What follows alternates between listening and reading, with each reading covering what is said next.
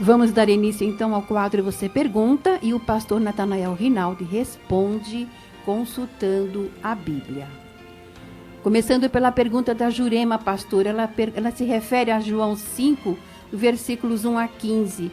O tanque de Betesda, o anjo era real ou era uma crendice do povo do lugar? Entendemos que se tratasse apenas de uma crendice popular e pessoas havia que ali estavam há muito tempo, como o coxo a quem Jesus curou, disse 38 anos estava ali, esperando o remover das águas, mas nada aconteceu com ele. Foi quando Jesus fez o milagre. Então entendemos que se tratasse apenas de um mito, de uma lenda, coisa assim parecida. Agora, a Terezinha, ela diz assim: por que depois que eu me converti, os meus problemas aumentaram com o meu marido? Eu quero dizer à nossa consulente que ela não esclarece se o marido dela é crente ou não. Porque aí há duas situações distintas. Se for crente, então está havendo um problema sério entre o casal. É questão de procurar o pastor da igreja para tentar intermediar, pacificar o casamento. Agora, se não for crente, a situação é diferente, porque a Bíblia especificamente ordena no capítulo 3 de 1 Pedro a forma como a mulher pode ganhar o seu esposo descrente. Versículo 1 e 2, o apóstolo Pedro aconselha as mulheres casadas a ganharem seus esposos sem aquela perturbação contínua de ficar falando, insistindo, porque isso não dá certo. Semelhantemente, vós, mulheres, sede sujeitas aos vossos maridos, para que também, se alguns não obedecem à palavra, pelo porte de suas mulheres sejam ganhos sem palavra, considerando a vossa vida casta em temor.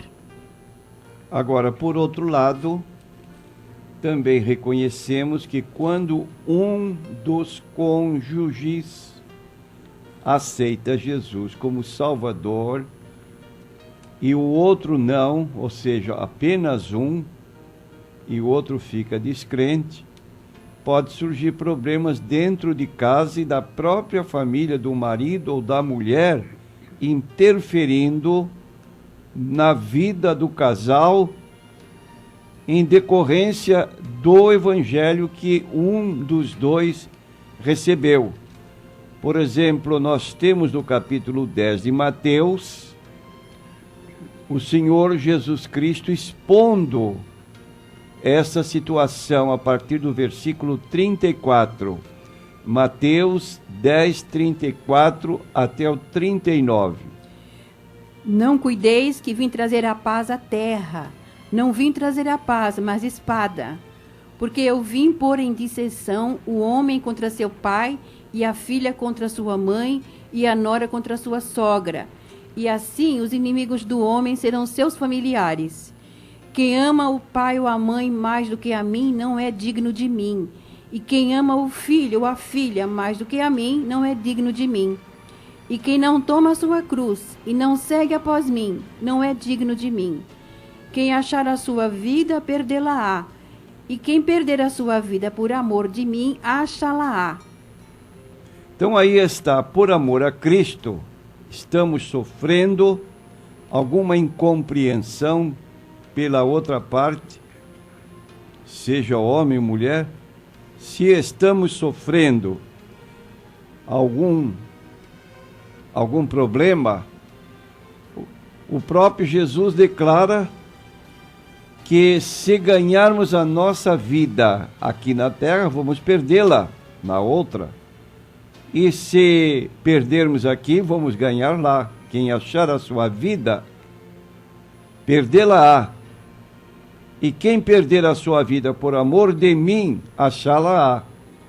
Então é preciso que entendamos. Estamos sofrendo algum problema dentro de casa, com o marido, com a esposa, porque somos cristãos, porque aceitamos a Jesus como Salvador.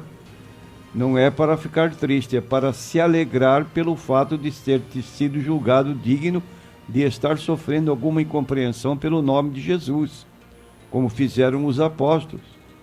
Saíram da presença das autoridades depois de terem sido açoitados, porque foram julgados dignos de sofrer afrontas pelo nome de Jesus. Agora, se o marido não é crente, a mulher é, procure tratar seu marido com bastante cuidado para ganhá-lo para Jesus. A Ana também pergunta: uma crente casa-se 2 vezes e separa-se do primeiro marido legalmente no cartório. Diante de Deus, quem é o marido verdadeiro? O primeiro ou o segundo? O segundo casamento, que é o verdadeiro, que é o atual. Tanto é que foi realizado no cartório o desfazimento do primeiro e feito o segundo. Senão não haveria essa possibilidade. Mateus 5,32, Jesus indicou o motivo que pode levar à separação de um casal. Eu, porém, vos digo que qualquer que repudiar sua mulher, a não ser por causa de prostituição, faz que ela cometa adultério, e qualquer que casar com a repudiada comete adultério. Então aí está, quando há separação por cometimento de adultério por qualquer um dos cônjuges, há base para um divórcio e um novo casamento. No Antigo Testamento, quando ocorria o descobrimento de um adultério, ambos, o adúltero e a adúltera, eram apedrejados e mortos. Ora, isto deixava a parte ofendida, a vítima, livre para um novo casamento. Como não estamos vivendo sob o regime da lei, nós podemos, então, tomar essa atitude de acordo com a palavra de Jesus de Mateus 5,32, a não ser por causa de prostituição ou adultério. Agora a pergunta da Josefa. Pastor, nós pecamos 2 vezes. A primeira é quando pensamos, a segunda quando agimos. Então pecamos 2 vezes?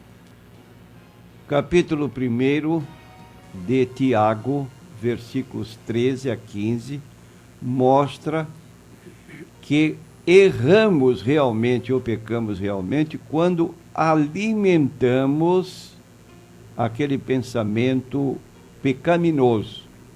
O fato de sermos tentados não implica propriamente em pecado, mas se houver anuência, consentimento que chegue a situações mais profundas, então aí está o erro, é o pecado, mas ele se torna efetivo quando cometido. Ninguém sendo tentado diga, de Deus sou tentado, porque Deus não pode ser tentado pelo mal e a ninguém tenta. Mas cada um é tentado quando atraído e engodado pela sua própria concupiscência. Depois, havendo a concupiscência concebido, dá à luz o pecado, e o pecado, sendo consumado, gera a morte. Então aí está, o pecado sendo consumado, gera morte.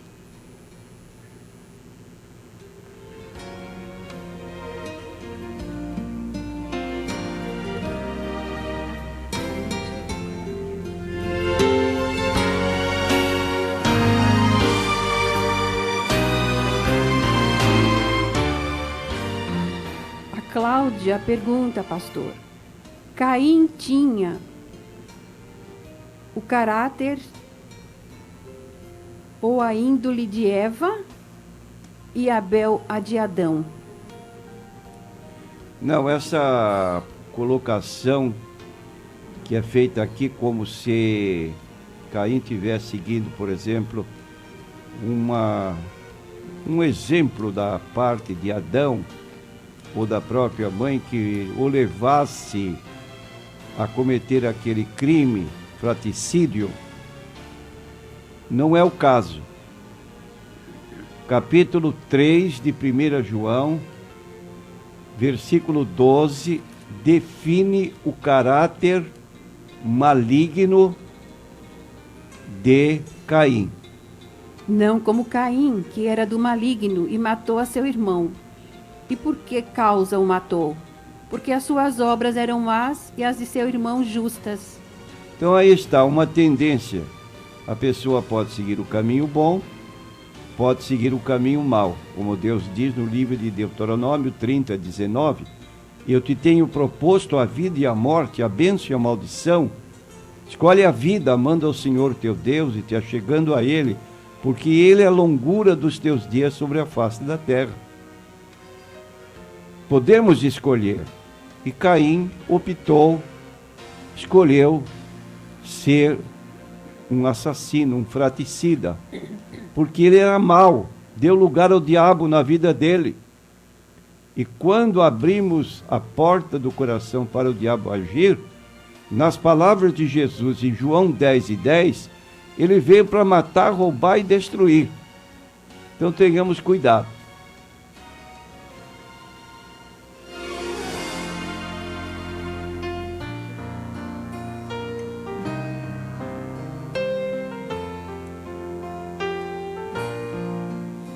A Maria pergunta, pastor: o único caminho que leva para Deus é a bondade e a caridade? Nenhum dos dois. Efésios, capítulo 2, versículos 8 e 9, é muito claro apresentando que a salvação não advém da prática de boas obras. Porque pela graça sois salvos por meio da fé. E isto não vem de vós, é dom de Deus. Não vem das obras, para que ninguém se glorie. Eu gostaria que a irmã repetisse essa leitura. Porque pela graça sois salvos por meio da fé. E isto não vem de vós, é dom de Deus. Não vem das obras, para que ninguém se glorie. Então não há uma só pessoa que vai entrar no céu dizendo que tem direito de entrar pelo bem que praticou na terra. Então a Dona Maria vai perguntar: quer dizer que fazer bem ou fazer mal é indiferente? Não. O versículo 10 do capítulo 12 de Efésios mostra como devem ser as boas obras. Ou seja, as boas obras advêm, são resultantes da fé em Cristo. Quem nos salva é Jesus, mediante a obra redentora que Ele efetuou por nós no Calvário.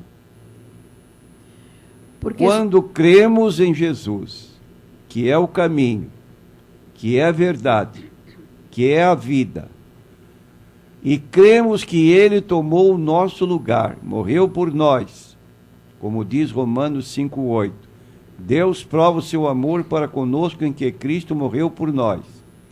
Eu creio nisso, e agora então há uma mudança que nos leva a praticar isto que está sendo indicado. O único caminho que leva para Deus é a bondade e a caridade. Bondade e caridade são frutos dessa fé em Jesus. Porque somos feitura sua, criados em Cristo Jesus para as boas obras, as quais Deus preparou para que andássemos nelas. Então nós temos, por exemplo, o Espiritismo nas palavras de Allan Kardec, segundo o qual fora da caridade não existe salvação. E entende que caridade é ajudar os pobres, criar asilos, orfanatos, dar pão para o faminto. São obras boas, mas não implica isso em caridade. Capítulo 13 de 1 aos Coríntios, a partir do versículo 1, nós vamos encontrar o apóstolo Paulo, que alguém pode chegar ao cúmulo de dar todos os seus bens aos pobres, fazer um tipo de doação e ele se tornar um pobre. Nem assim ele consegue salvação, porque não está realmente fazendo o que é a caridade cristã, que revela o amor excêntrico de Deus para conosco, no dar o seu Filho Jesus Cristo para a nossa redenção. Ainda que eu falasse as línguas dos homens e dos anjos, não tivesse amor, seria como metal que soa ou como o sino que tine. E ainda que tivesse o dom de profecia e conhecesse todos os mistérios e toda a ciência, e ainda que tivesse toda a fé, de maneira tal que transportasse os montes, se não tivesse amor, nada seria. Então está aí, nada seria. E eu convido Dona Maria a ter uma conversa conosco para os esclarecimentos que achar mais oportunos. Regina pergunta: existem vários nomes para o diabo ou ele tem só um? O diabo tem vários nomes que distinguem a sua personalidade má. Por exemplo, o mais conhecido é diabo. Diabo significa sedutor. Então esse é um dos nomes dele. Um segundo nome também conhecido é Satanás. Vamos ler em 1 Pedro, capítulo 5, versículo 8. E essa palavra Satanás significa adversário. Adversário de Deus e adversário do homem. Sede sóbrios, vigiai, porque o diabo, vosso adversário, anda em derredor, bramando como leão, buscando a quem possa tragar. Encontramos também em Mateus capítulo 4, versículo 1 a 3, ele se identificando como tentador. Então foi conduzido Jesus pelo Espírito ao deserto para ser tentado pelo diabo. E tendo jejuado 40 dias e 40 noites, depois teve fome. E chegando-se a ele o tentador, disse: se tu és o Filho de Deus, manda que estas pedras se tornem pães. Ele, porém, respondendo, disse: está escrito, nem só de pão viverá o homem, mas de toda a palavra que sai da boca de Deus. Então o diabo transportou a cidade santa e o colocou sobre o pináculo do templo. E disse-lhe: se tu és o Filho de Deus, lança-te daqui abaixo, porque está escrito que aos seus anjos dará ordens a teu respeito, e tomar-te-ão nas mãos, para que nunca tropeces em alguma pedra. Então é encontrado esse título, o nome tentador. E nós temos no livro do Apocalipse, capítulo 12, outros dois títulos, versículos 9, chamando de dragão e serpente. E foi precipitado o grande dragão, a antiga serpente chamada o diabo e Satanás, que engana todo mundo.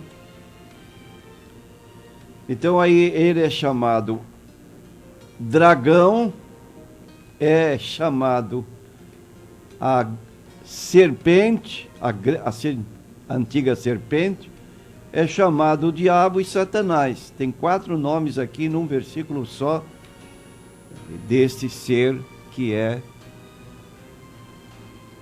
o nosso inimigo, porque vem com o objetivo de matar, roubar e destruir.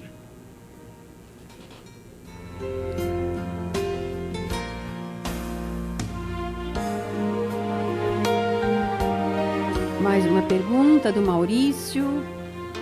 Quando o pastor erra e comete heresia, o irmão deve separadamente alertar o pastor ou ficar quieto e escutar o ensino errado?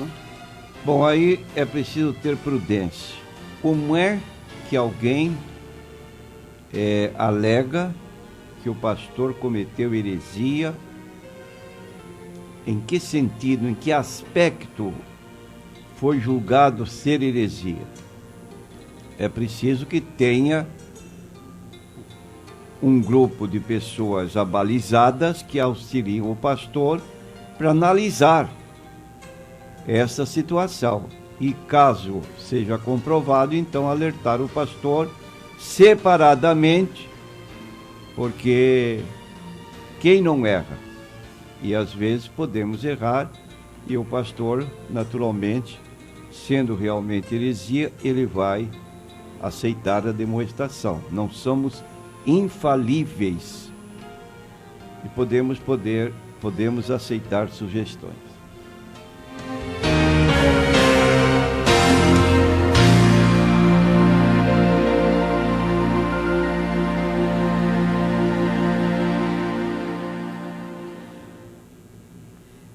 E você ligue e participe. Faça a sua pergunta sobre a Bíblia Sagrada ou a vida cristã, que o pastor Natanael Rinaldi responderá consultando a Bíblia. 3221-9500.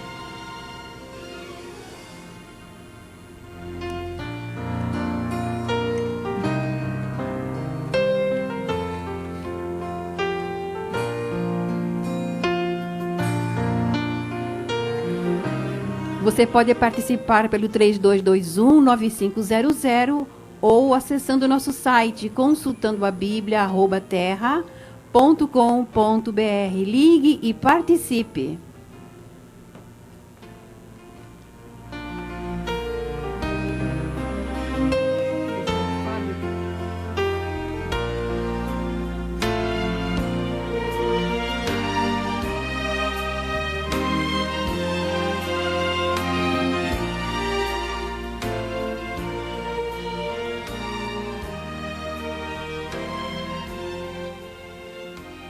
Agora a pergunta do Fábio, pastor, ele diz assim: qual é a importância do jejum e por que se deve jejuar? Nós dizemos que o jejum, ele é importante, tanto é que nós encontramos tanto no Antigo Testamento como no Novo Testamento e palavras do Senhor Jesus Cristo nesse sentido. Por exemplo, capítulo 6 de Mateus, versículos 16 e 17, vemos Jesus recomendando o jejum dentro de certas cautelas, porque Jesus condenou a apresentação ou jejum que se fazia e que não estava correto, porque havia uma preocupação de reconhecimento por parte de quem jejuava. E quando jejuardes, não vos mostreis contristados com os hipócritas, porque desfiguram os seus rostos para que aos homens pareça que jejuam. Em verdade vos digo que já receberam o seu galardão. Porém tu, quando jejuares, unge a tua cabeça e lava o teu rosto. Então aí está, para nos apresentarmos de modo que não sejamos reconhecidos como estando jejuando, de modo a sermos elogiados pela nossa atitude religiosa. É o que faziam os fariseus e Jesus condena essa apresentação. Nós dizemos que o jejum procede em determinadas situações pelas quais estejamos passando. Por exemplo, um motivo de jejum frequentemente encontrado na Bíblia Sagrada é o jejum motivado pelo pecado que se comete. Uma pessoa que admita ter pecado, ela então pratica o jejum. E nós encontramos um exemplo disso na cidade de Nínive, que reconheceu o erro, o próprio rei, e decretou um jejum e oração para que Deus tivesse misericórdia do povo que havia errado, inclusive ele próprio.